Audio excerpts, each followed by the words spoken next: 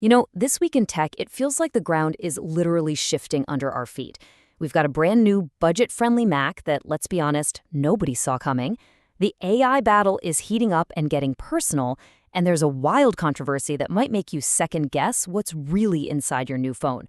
So let's break it all down.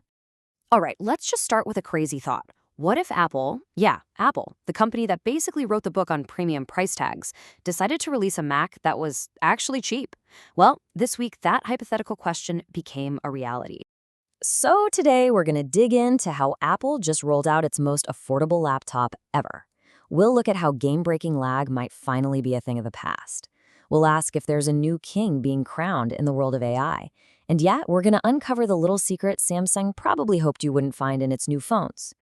Okay, let's kick things off with that super affordable Mac. And look, this isn't just about a new product. This feels like a major shift in Apple's whole strategy. And honestly, it could be a complete game changer for students, families, and, well, pretty much everyone.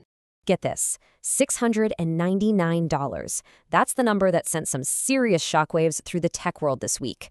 For the first time in its nearly 50-year history, Apple has a laptop that you can genuinely call budget-friendly, the new MacBook SE.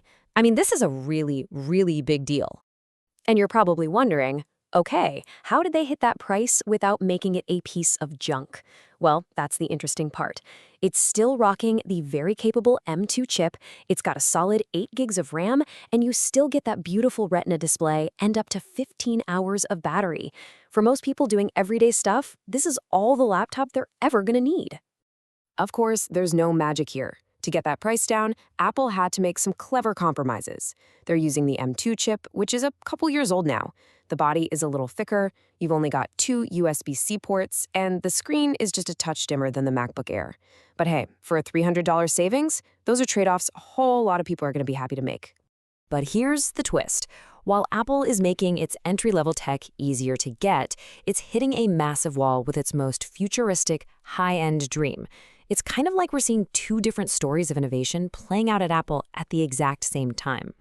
And this is why. The super hyped iPhone Fold? It's now delayed until 2028, at the earliest. Turns out, the screens just aren't tough enough for Apple standards. The current prototype is too chunky, and the battery life is, frankly, a deal breaker. You know Apple. They would rather be late to the foldable party and show up with a product that isn't absolutely perfect. Now let's move from hardware to a software fix that PC gamers have been dreaming about for years. This is a solution to one of those super annoying problems that can just completely ruin a perfect gaming session. It's called shader compilation stutter. And if you're a PC gamer, you know exactly what I'm talking about. It's that awful, jarring freeze right when you walk into a new area of a map because your graphics card is scrambling to catch up. It's this tiny technical hiccup that just completely rips you out of the experience. So frustrating. But, and this is pretty amazing, in a rare move, the big rivals NVIDIA and Intel actually teamed up. They created a solution called Advanced Shader Delivery, or ASD. So instead of making your PC do all that work in the middle of a game, ASD just downloads a pre-made package of shaders when you first install the game. The result? Stuttering is drastically reduced, and in some games, it's gone entirely. For gamers, this is a massive quality of life upgrade. Okay, so we've seen innovations that make our lives better. Now let's turn to the battlegrounds where the future of tech is really being fought. And believe me, there is no bigger, more intense fight right now than the one for AI supremacy. Now, to really get this fight, you have to understand the difference between open source and closed source AI. Just think of it like a secret family recipe versus a recipe that's published online for anyone to use, tweak, and make better. Open source AI is that public recipe, and right now, Meta is using it as its ultimate secret weapon against rivals like OpenAI. And just look at the results. It's kind of stunning. Meta's new open source model Llama 4 isn't just playing catch-up to OpenAI's famous GPT-4. In really important areas, like writing computer code, it's actually blowing it out of the water. By just giving this incredibly powerful tool away for free, Meta is mounting a huge challenge to OpenAI's dominance. But here's the thing you have to remember. This isn't just about bragging rights or who has the better benchmark score. The real battle for AI supremacy is being fought over enormous, high-stakes contracts with governments and militaries all over the world. I mean, just take this recent Pentagon lawsuit. An AI company called Anthropic tried to block a $500 million contract that was given to OpenAI, arguing the whole bidding process was rigged. But the court basically said nope and sided with the Pentagon, letting OpenAI keep the massive contract.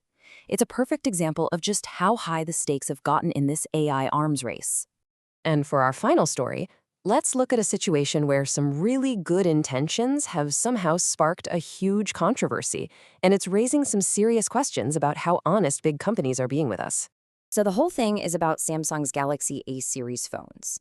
It came out that some of these brand new phones are actually being built with refurbished chips taken from older, traded-in models. Samsung says, hey, this is an eco-friendly move to cut down on e-waste. But customers are firing back saying, wait a minute, if I'm paying full price for a new phone, shouldn't all the parts be new? Now, to be fair, this only affects a pretty small number of phones, somewhere between 5 and 10%.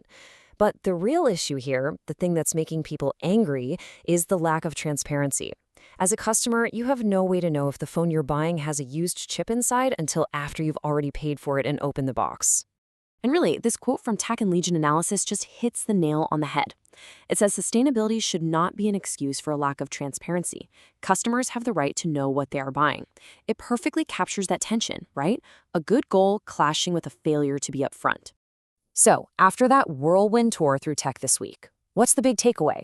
We've seen cool new gadgets, high-stakes corporate drama, and some ethical gray areas. What's the common thread here? It feels like we're being pulled in two directions. On one hand, you have this amazing wave of innovation making powerful tech more accessible and useful for everybody. But on the other hand, the fights, the controversies, the ethical dilemmas, they're getting way more complex. So the real question is, as our technology gets cheaper and smarter, are we ready to accept the complicated compromises that seem to be coming along with it?